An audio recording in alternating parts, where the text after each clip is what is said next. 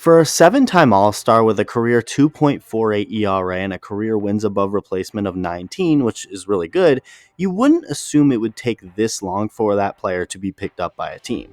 But then I put a name to that player, Aroldis Chapman, and yeah, kind of makes sense. You know, it's funny because Aroldis Chapman is kind of looked at it pretty negatively by a lot of baseball fans. And I'm not even talking about the domestic assault situation that happened back in 2015. Strictly from a baseball standpoint, we all know Chapman has talent, has a great arm, nasty pitches when he's on.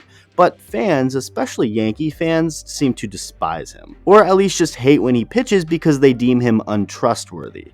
This is how I'd summarize Aroldis Chapman's career up until this point. When he was on the Cincinnati Reds, Chapman was the best reliever in baseball right next to Craig Kimbrell. Like, he was just unstoppable on the mound. He threw incredibly hard, which doesn't really mean anything now since everyone throws hard, but he had a really dangerous fastball. And it wasn't just about throwing hard. Chapman's fastball had movement and late life on it, plus off-speed pitches, so it was just borderline impossible to ever hit off of them. It was impossible enough as is being a right-handed hitter.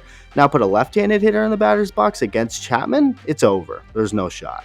So that's the kind of force he was on the mound with the Reds. And then he got traded to New York, traded to the Cubs, won a championship with them, signed back with New York, and we haven't truly seen that vintage Cincinnati Red Aroldis Chapman while on the Yankees since 2017, at least not on the level of consistency we saw it in Cincinnati. Chapman was just very up and down with the Yankees as their closer. Sometimes he would be untouchable, other times he couldn't find the zone, and other times he'd get crushed, which was a lot of what we saw in 2021 and 2022. If you just look strictly at the numbers, Chapman was not bad. He really wasn't, at least from 2017 through 2021.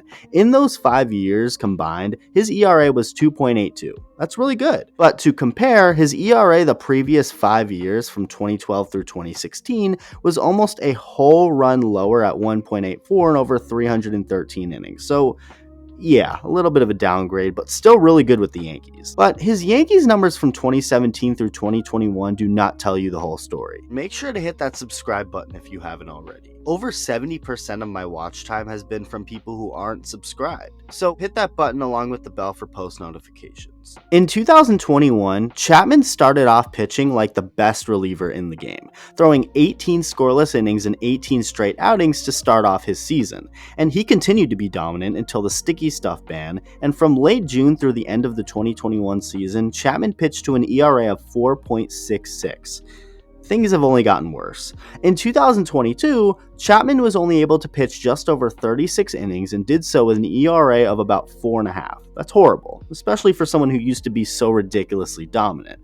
So he wasn't very good, had some infection issue with a leg tattoo he got, having to miss time from that along with his other injuries from earlier in the season, with his entire season ending with some drama. Before the first round of the postseason, Aroldis Chapman was practically kicked off of the team because he didn't show up to practice at Yankee Stadium. Where was he? All the way down in Miami. I think what had happened was the fact that Chapman wasn't necessarily a lock for making the postseason roster, and Chapman probably didn't like that he'd basically have to try and make the team, so he decided to just not show up.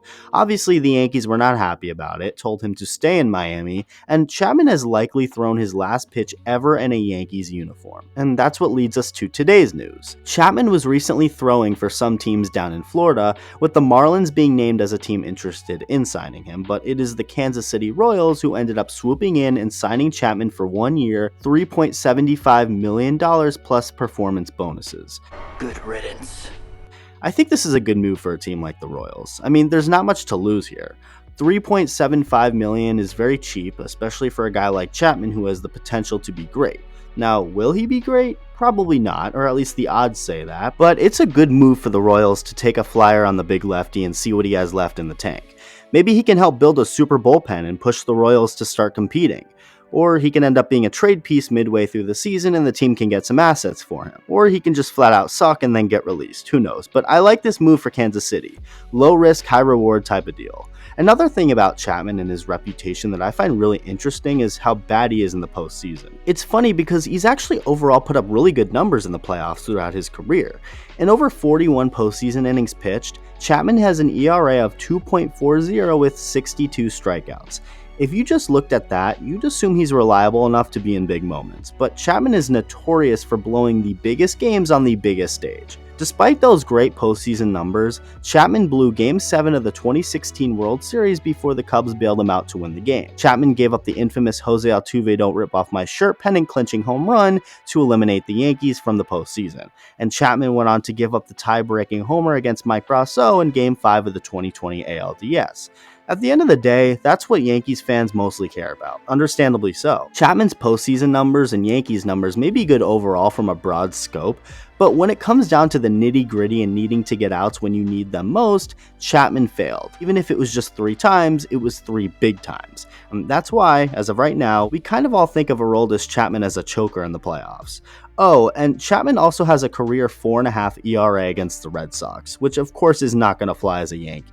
We'll see how he does with the Royals, but as of right now, after pitching poorly over the last year and a half and getting kicked off of the Yankees before becoming a free agent, Aroldis Chapman is officially back.